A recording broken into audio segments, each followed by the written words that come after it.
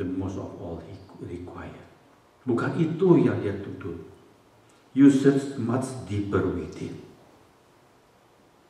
Through the way things appear, you are looking into my heart.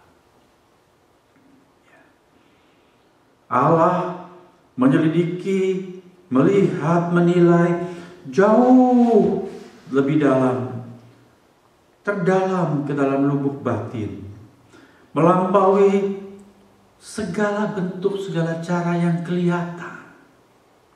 Sebab Allah melihat ke dalam hati. Pertanyaan yang wajar timbul adalah, mengapa Allah memperkenan Habel dan persembahannya dan tidak berkenan kepada Kain dan persembahannya? Saudara sudah mengenal kisah ini, saya yakin. Bila kita adalah orang Kristen yang sudah lama bergereja, kita tahu kisah ini tentang Kain dan Habel. Dari 99 jemaat kalau ditanya Kain dan Habel, oh tahu. Kain yang begini, Habel yang begitu, ujung-ujungnya Kain membunuh Habel. Kita bisa cerita. Tapi mengapa Allah menolak Kain dan berkenan kepada Habel?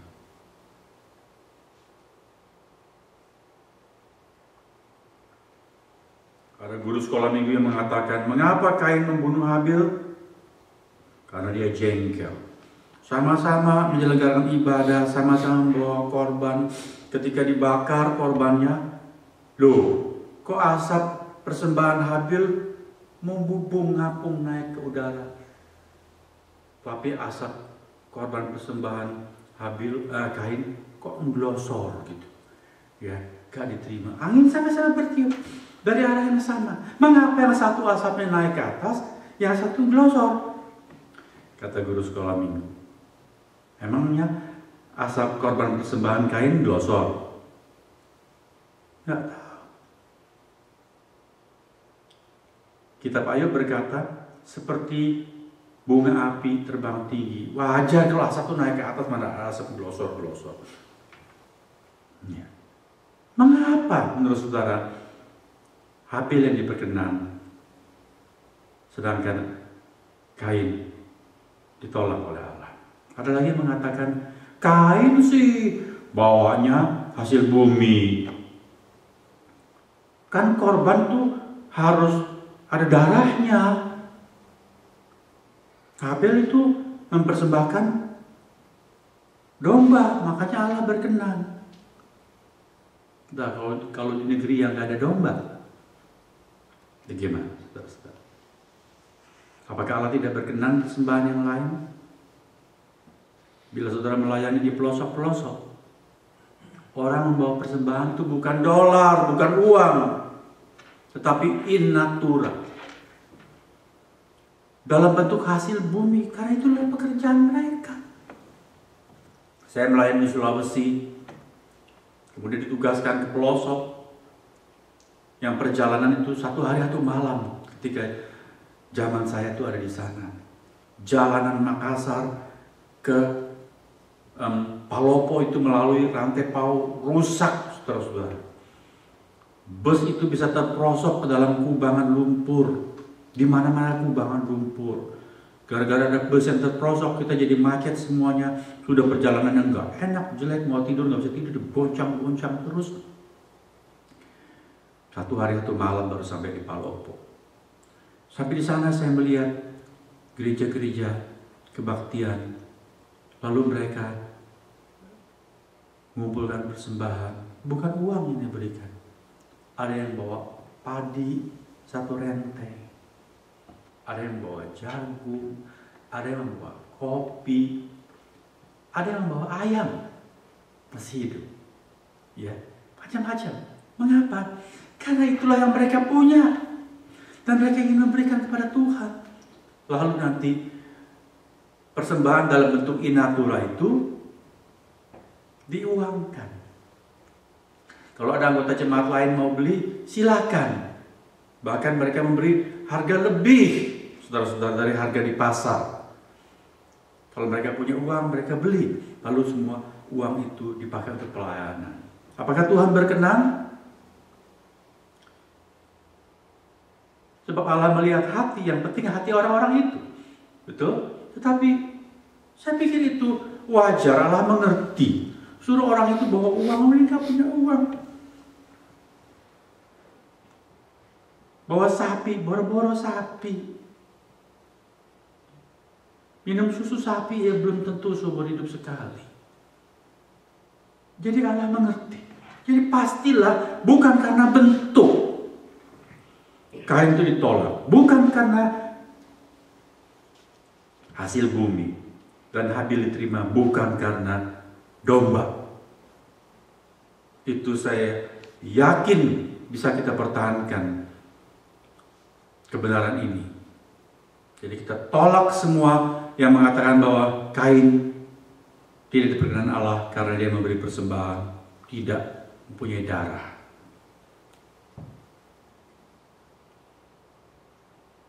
Mengapa, saudara-saudara? Mengapa? Ini perlu kita sangat mengerti, sebab kita mau menjadi orang yang berkenan kepada Allah, bukan? Mari kita melihat terang firman Tuhan.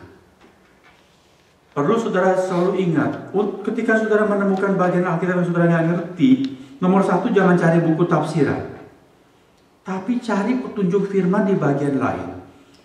Sebab sebelum ada buku tafsiran, Alkitab ditafsirkan oleh Alkitab sendiri. Itu yang terpenting. Jadi kita cari mengenai Kain dan Habil. Alkitab bagian lain bilang apa? Hari ini saya ajak kita buka salah satu bagian yang mencatat tentang mereka dalam Ibrani pasal 11 ayat yang keempat.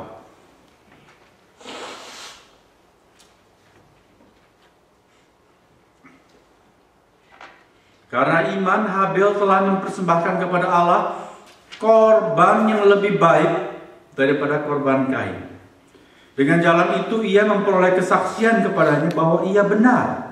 Karena Allah berkenan akan persembahannya itu, dan karena imannya ia masih berbicara sesudah ia mati. Ingat saudara, kita sedang mencari jawab mengapa persembahan Habil yang diterima sedangkan Kain tidak. Mari kita baca ulang bersama-sama ayat ini dan perhatikan ayat-ayat bagian yang saya cetak miring dengan digaris bawahi. Ready? Karena iman, Habil telah mempersembahkan kepada Allah korban yang lebih baik daripada korban Kain. Dengan jalan itu, ia memperoleh kesaksian kepadanya, kepada diri sendiri, bahwa ia benar. Karena Allah berkenan akan persembahannya itu, dan karena imannya, ia masih berbicara sesudah ia mati. Karena apa Habil diperkenan Allah dan persembahannya diterima? Iman. Ya? Iman. Karena iman. Sebelum kita mengerti mengapa disebut korbannya lebih baik, yang basic itu, yang inti adalah iman. Sebab kalau bicara korban yang lebih baik, apanya yang lebih baik? Bingung lagi gitu. Tapi iman. Berarti Kain tidak punya iman. Apa itu sih iman? Kita sering dengar di sepanjang hidup kekristenan, kita selalu dengar iman, iman. Kamu diselamatkan karena iman. Orang benar hidup karena iman. Tanpa iman, yang kita lakukan adalah dosa. Roma 14 ayat 23 mengatakan begitu. Kalau kita punya iman, maka yang kita doakan itu terjadi. Apa itu iman? Iman kan percaya, pendeta. Iya, percaya. Percaya kepada siapa? Percaya apa? Percaya kepada Tuhan Yesus, percaya kepada Allah. Oke. Lantas kita percaya. Iya, saya percaya.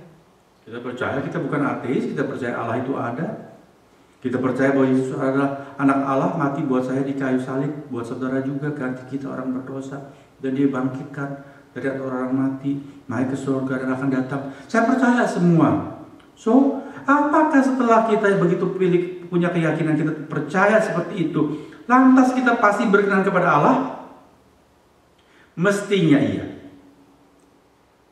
Tetapi yang menjadi persoalan adalah orang, termasuk saya dan saudara, yang mengatakan bahwa kita memiliki iman. Bagaimana wujudnya bahwa kita punya iman?